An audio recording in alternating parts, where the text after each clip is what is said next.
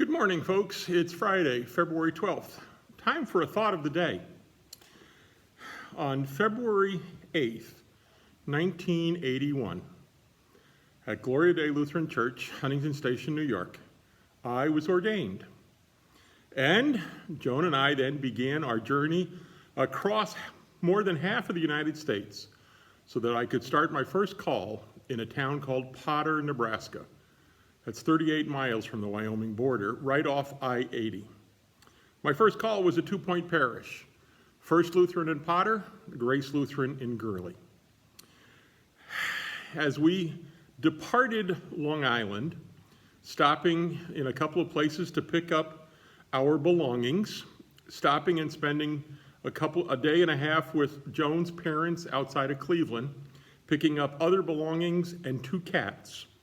Then began the trek in a U-Haul and a car with CB radios, remember those from the ancient days, on our drive west. I was still having the words of my friend Dr. Roger Goebel ringing in my ears. He was the preacher at my ordination service, and he wanted to remind me some of the words of wisdom that he had imparted to us on our last years, months really, at seminary. One of his parting words was, "Be careful about the first person in the congregation who comes to talk to you." I remember asking why. And he said, because the congregations tend to send the sickest person first to see how you fare with that person. So keep that in mind. Remember, it's Sunday. Monday morning we left. I don't know exactly how long it took us to get across the country to Potter. I suspect we were pulling in on Saturday evening into the parsonage. Why the parsonage? Well, because I'm convinced there was no other hotel rooms in Potter, 350 people total population, and we probably had talked already to the president of the congregation. I pulled the U-Haul truck into the driveway, and I have barely opened the door and started to get out of the cab when all of a sudden there is someone standing right there at my side. He introduces himself as Ray. And I said, okay, good to meet you, Ray. He said, I am a member of First Lutheran. I happen to be in town having dinner with my sister-in-law, who would be our next-door neighbor. Again, Dr. Goebel's words, be careful, be careful. And Ray just simply said at that moment, I just wanted to welcome you to town. Did he know ahead of time? I don't know. I never did find out. But he wanted to welcome me. And then he said, when you get settled in, I'd like to come and talk to you. Oh, the bells went ringing in my head. And they were the wrong bells. Here's why. Ray came in about a week or so later and wanted to talk to me because he wanted me to accompany him to the cemetery on the other side of Highway 30, where his wife had been buried 6 months earlier. He wanted me to go out there in March, which would have been the anniversary of her birthday, and he wanted me to have a prayer with him. He was still in the midst of grief, and this was the way he could handle his grief. Ray was anything but the, quote, sickest person in the congregation. He probably was the most friendly, courteous, kind, obedient, cheerful, thrifty, brave, clean, and reverent one of them all. Sounds like a Boy Scout laws, doesn't it? He was just a real sweetheart. What I learned from Ray was not something wrong, but something positive. Now, the other side of Ray was he really did have health issues. He was a bleeder, hemophiliac. He was taking drugs to make sure that his blood would clot, but he sometimes had problems. And so it was in the second year that I was there, 1982, harvest time, which I think probably was either late July or early August in this case.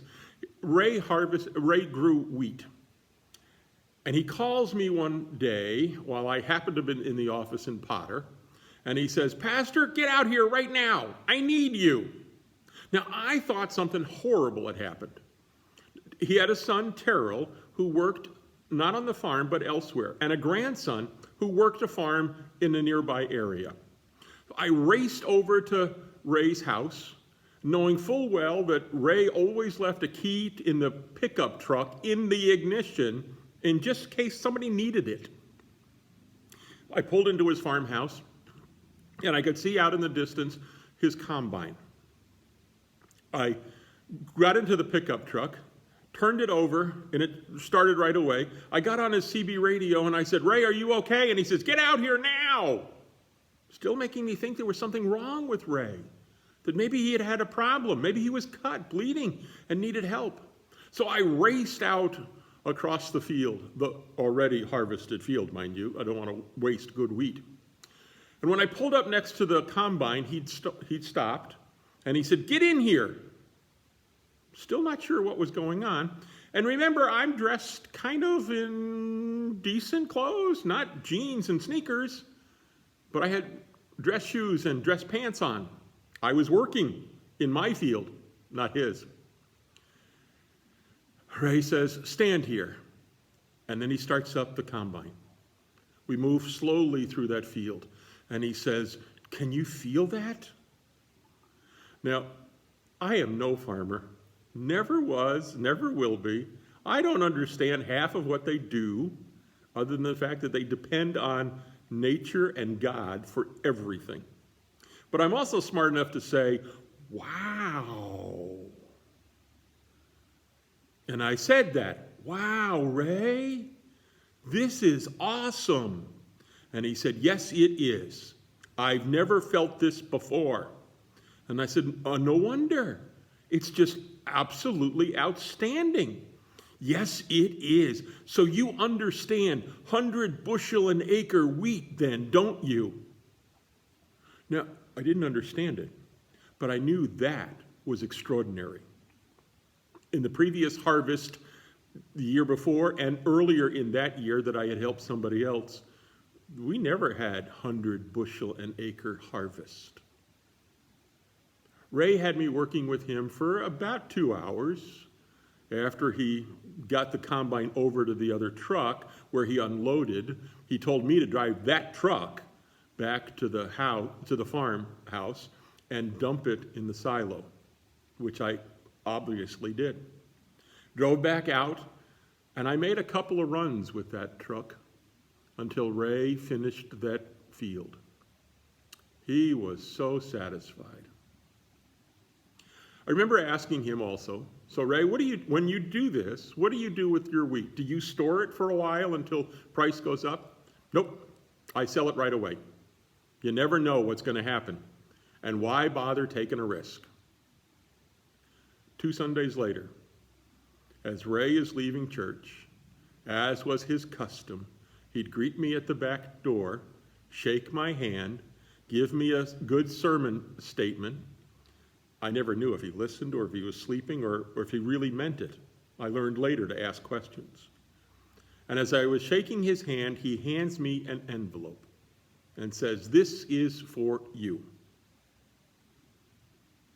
I thought, there's no reason I should be paid for a couple of hours of work out on his farm. And he said, "I sold the wheat at the co-op, and this is the church's portion. This is my tithe on the wheat, right here and right now." I said, "Thank you, Ray." Now, I don't remember exactly how much it was, but I remember thinking, this is an incredible statement of stewardship and of faith. He sells his wheat right away, not wasting time, and then tithes on that. Now, I also know that Ray gave over the course of the year, so this was an extra tithe for him.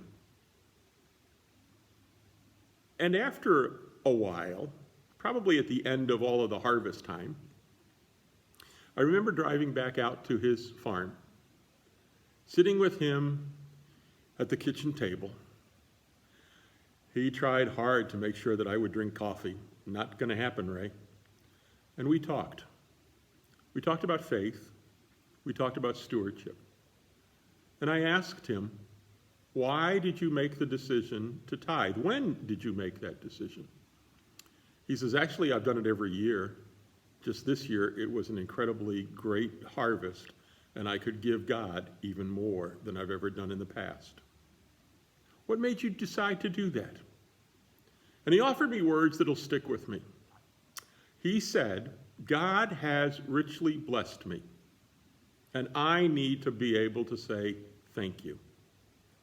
My extra tithe after harvest every year is my way of saying thank you. And I said, Ray, you really believe that you have been richly blessed? Absolutely. No matter what happens, I have been blessed by God. And if I don't say thank you, I'm not a very good person, am I? I realized that about Ray, that he said thank you more often than not, to little things as well as big things. But that 100 bushel an acre wheat, that was a big thing for Ray, for the entire community. Those folks celebrated with Ray for a long time. None of them got 100 bushel an acre wheat that year, just Ray. Ray, thank you for teaching me about stewardship, for teaching me about being thankful, for recognizing the blessings that God has given. I think of that man now as I'm celebrating my 40th anniversary. He's one of those people who have mentored me, who have molded me and shaped me in my faith and in my stewardship life. I think he's done more in stewardship than most anybody else has. Remembering to be thankful to God for all of God's blessings. Hey, see you on Sunday. We'll be getting back. We'll be sharing worship services, and so I'm looking forward to seeing you there. But until then, please, please, please remember, wear your mask, wash your hands a couple times a day, 20 seconds at a time. Use hand lotion, please. Keep them nice and soft. Joan's away this weekend until tomorrow, so I'll be missing her for that, but when we come back, we will get close together again. Not be distant, but you may have to stay distant from one another because COVID is still here. I hope everybody is getting vaccinated soon. That's my prayer. Sooner the better. And in the words of Sergeant Esterhaus, be careful out there. God bless.